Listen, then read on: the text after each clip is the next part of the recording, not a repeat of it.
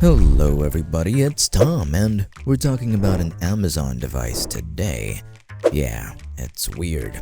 Amazon devices. I'd understand if we were talking about the Amazon Alexa, but we aren't. We're talking about the Amazon Fire Max 11. It's a tablet from Amazon. Now I'm reminded that Amazon used to sell their very own phone and they still make and release tablets just like the Fire Max 11. The Fire Max 11 is their newest venture into tablets. Released on the 23rd of May of 2023, it's a thing. Anyhow, this is all you need to know about the Amazon Fire Max 11. Now first off, I want to address the elephant in the room. It's one thing that I've only seen just now. Ads. No, I don't mean advertisements that are commonplace. I mean ads on a smartphone or a tablet. The Amazon Fire Max 11 is, again, sold with ads which are fortunately only on the lock screen. At the moment, the Amazon Fire Max 11 with lock screen ads, such a weird thing to say, is priced at $139.99. If you want to get rid of ads, that price jumps up to $154.99. Weird. Anyway, those prices were with 64 gigabytes of storage, but the most storage you can get is 128 gigabytes, and now that we've talked about storage, maybe we can move on with specifications. The Fire Max 11 has a pretty reasonably sized bezel. It's got a USB-C port for charging, which only really supports 15 watts, which is pretty slow for a big battery like around 6,500 to 7,500 milliamp hours. Now, that battery capacity gives this tablet a lengthy life. Enough for a whole day of, doing most things, apart from, moderate gaming maybe. Now, I know that 64 gigabytes doesn't seem like a lot, and 128 gigabytes of storage is cutting it in today's standards, but thankfully, you really don't have to worry because the Fire Max 11 has an SD card slot. Amazing. Cool.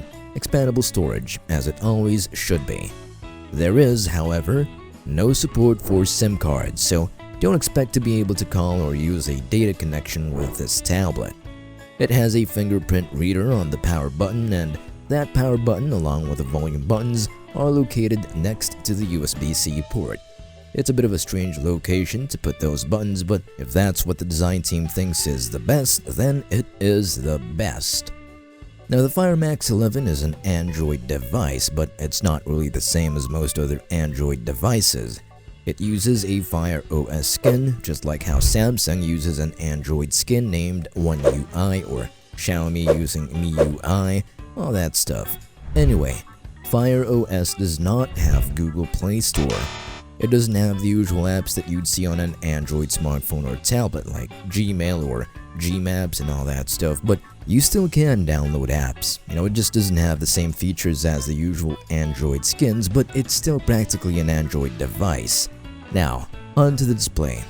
The Fire Max 11 has a screen resolution of 2000 by 1200. It uses an IPS LCD display at 11 inches, and the brightness isn't really the best. It has an 8-megapixel selfie camera, and the same goes for the rear camera. Now those cameras are pretty decent in taking photos, but they're not the best, obviously. Now the chipset on this device is the MediaTek MT8188J chipset. It's a pretty respectable chipset, roughly equivalent to the Snapdragon 695 5G, so all things considered, you're gonna be pretty fine, for the most part. And that's about it for this tablet. The Amazon Fire Max 11. Would I recommend it? Well, if you like niche things or you know what you're gonna do with this device for sure, then sure. But for the average user, probably not. Anyway, here's a QR code to that device if you're interested, maybe, and I'll see you guys next time. Thanks for watching.